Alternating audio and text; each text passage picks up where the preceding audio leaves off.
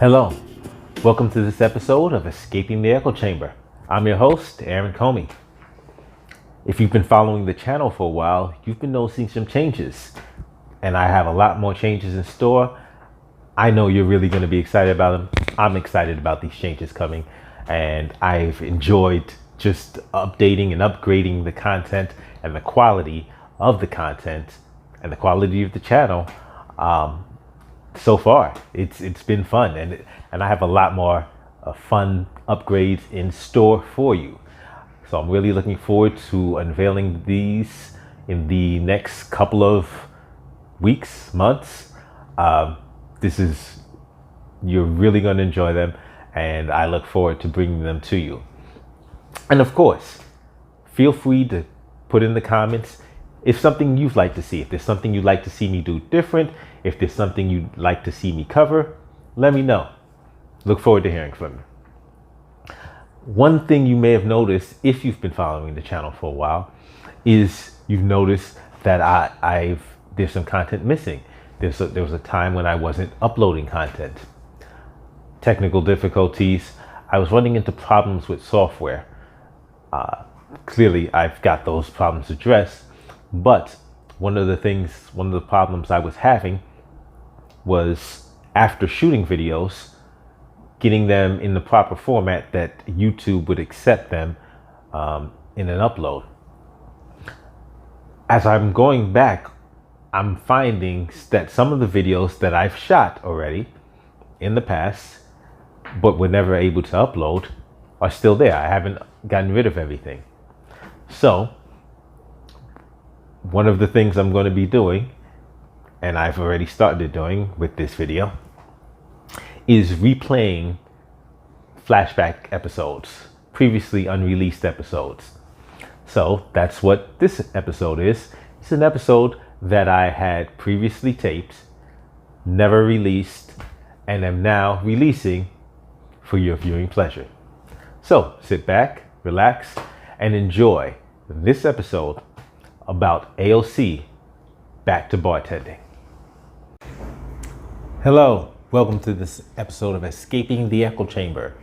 Let's get into it. Today, AOC, I think it's today, she's in Queens bartending at a restaurant to try to promote, raising the minimum wage for tip workers. And it's kind of sad because you can see already people suffering. If you're paying attention, if you've read so many reports of restaurants either closing down, cutting staff, businesses going under, because the cost of doing business is becoming too high. Of course, guess who's not going under? These mega corporations that people like AOC pretend to hate. I mean, I say pretend because you can't possibly hate these people if you keep legislating in their favor. You keep pushing legislation that's making bigger companies bigger. It's driving the little guy out of business and consolidating power in the hands of the few, and wealth in the hands of the few, because big corporations can afford these extra costs. They can either spread cost over larger areas, outsource. They can do so many things that will help them weather the added cost, including getting loans. They can get much bigger loans because they have much more revenue. So they can get bigger loans. They can push the cost down the line to when their competitors go under, and then their market share increases, and now they're good. But it's just this rush to push this through, even though the very same people that you claim you're trying to help are being hurt. It's astounding. It's frustrating. It's irritating. It's annoying. It's angering. It's infuriating. It's just really, really sad. And all of those other things. But If you take a look at several things, it's interesting to note. So she's in a restaurant, and when she announced she was going to be going to a restaurant, I said, well, I know one restaurant she's not going to, and it's not that restaurant that she used to work at, the coffee shop. Because guess what happened to the coffee shop that was in Union Square? It's out of business. It went out of business. They closed it down. Now, this isn't just speculation. This is exactly what Charles Milty, one of the owners of the shop, said. He says, hey, it's just getting too expensive. I'm not quoting, I'm paraphrasing. He said the rents are going up, minimum wage is going up, and I have a lot of employees. Right then and there, if the company you used to work at, has explicitly stated that your policies, and let's keep this. Let's not just think it's just about minimum wage, but we'll focus on minimum wage right now. But that the company you used to work for has gone under because of policies that you're pushing. You still are so oblivious, so motivated by some agenda that you refuse to acknowledge that you're hurting the people you claim you're trying to help. Because, okay, what about the people that work there? They're out of a job. So now the minimum wage goes from the $8.75 it was 4 years ago to $0, which it really always was. Minimum wage has always been $0. Although, hey, I think they're trying to do something about that. They're trying to make sure that nobody can be without a job. That's going to be another disaster, but we'll see about that. But the whole point is, these policies are horrible. They don't work.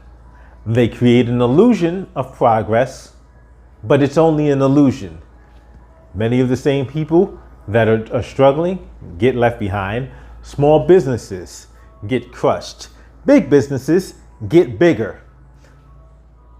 And the mobility of getting from little guy, lower class, working class, to middle class, from an employee to an employer, that cost becomes that much higher. That path becomes that much harder. Now you're putting obstacles in people's ability to get to higher levels. You're stopping people from being able to change from being a worker to being a boss. And that's just one of the reasons why it's ridiculous. The policies and this moral stance that they're taking, the AOCs, the Bernie Sanders, and now you've got you got the de Blasio's just spouting the same ridiculous rhetoric about living wage, and because the simple fact is, if your job is not paying you enough money, guess what your job is? To get a better job. It's that simple. If your job, the job you're at, doesn't pay you enough, get a better job. If you don't have the skills needed to get a better job, get those skills and move up. Do something else, do something better, make moves. But yeah, you have just clear, present, explicit statements that show her policies don't work. Well, they don't help the people she claims that she's trying to help. They're helping somebody, but it's not the people she's claiming to help. And hey, this is the kind of stuff that you got to pay attention to. You got to realize that it sounds good. It makes you feel all warm and fuzzy when you're talking about, yes, people should be able to, survive and feed their families, and they should be able to. They should be able to. That's like you're missing the point. If the job that you're doing, the job that you're at isn't paying you enough, your job is to get a better job. That's it. That's it. It's that simple. It may not be that easy, but it's that simple. And so that's what we should be facilitating, because I can't just sit here and criticize without showing any type of path or even what kind of policies I'd be pushing. Because guess what policies I'd be pushing? I'd be pushing for education, for job skills, business, teaching people how to start their own businesses.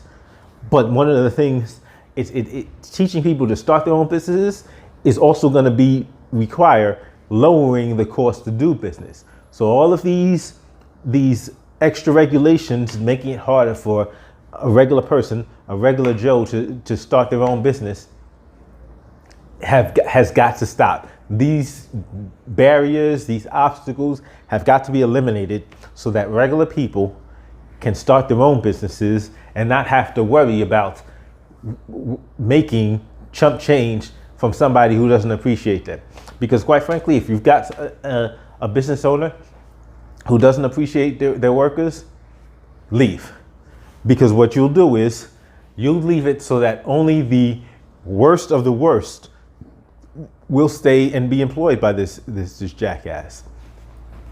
The customer service, the competence of the employees, the customer service, it will show, and that business will suck. People will say, hey, this sucks.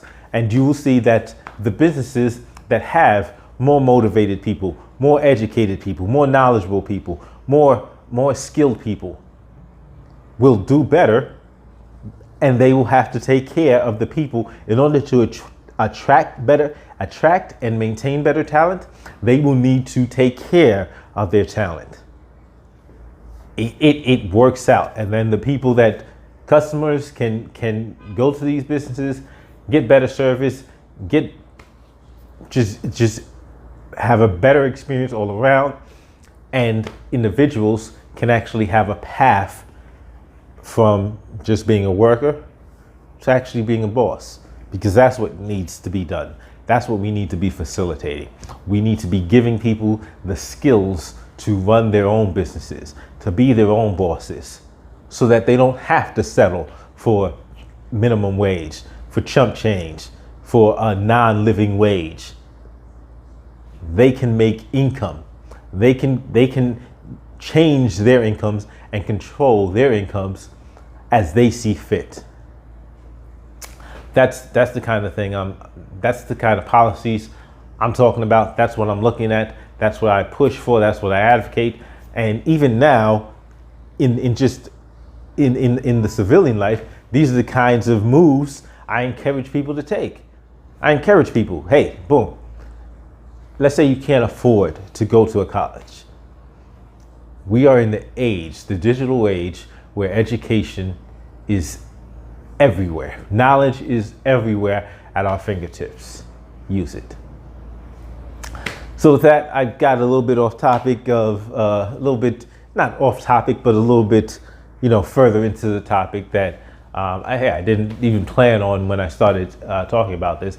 But yeah, it's simple. It's these policies that are being promoted sound good. They're not good. They suck. They're not working. They're not helping the people they claim to be designed to help. So we need to wisen up.